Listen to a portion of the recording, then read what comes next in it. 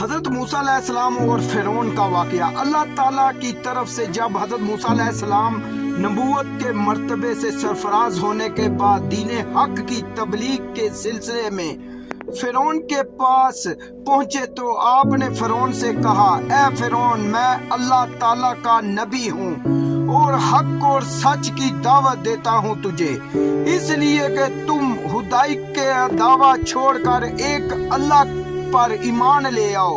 فرعون کہنے لگا، اے موسیٰ، اگر تم اللہ تعالیٰ کے نبی ہو تو کوئی معجزہ دکھاؤ۔ تو حضرت موسیٰ علیہ السلام نے فرمایا، دیکھو، اس کے ساتھ ہی آپ نے اپنا عصا مبارک زمین پر ڈالا تو آپ کا عصا زمین پر آتے ہی ایک بہت بڑا اژدہا بن گیا، یعنی بہت بڑا سانپ بن گیا، جو اپنے زور و رنگت کی وجہ سے، اور اس نے جب اپنا منہ کھول کر زمین سے 1 کلومیٹر سے بھی زیادہ اونچائی پر اپنی دم پر کھڑا ہو گیا۔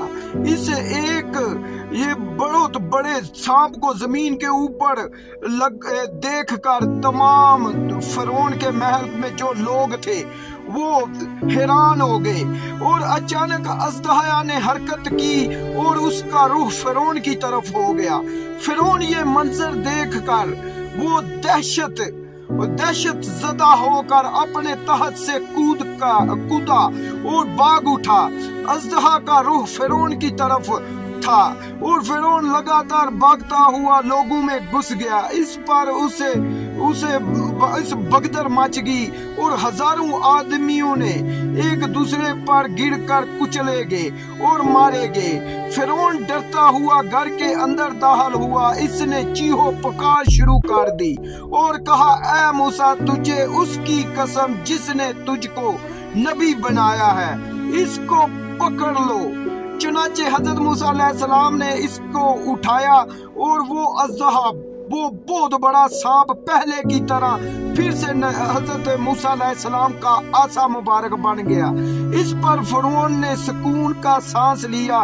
یہ معجزہ پاک دیکھ کر بھی فرعون اللہ تعالیٰ کی وحدانیت پر ایمان نہ لایا، پھر اپنے مشرکانہ حرکتوں سے باز نہ آیا۔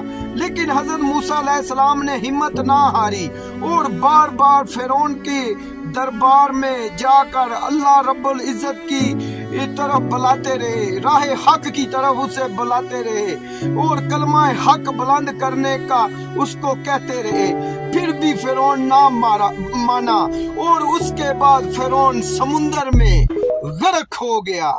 سبحان اللہ۔ اللہ پاک ہم سب کو اسلامی قواعد پر عمل کرنے کی توفیق عطا فرمائے اور دنیا اور آخرت میں کامیابی عطا فرمائے، آمین یا رب العالمین۔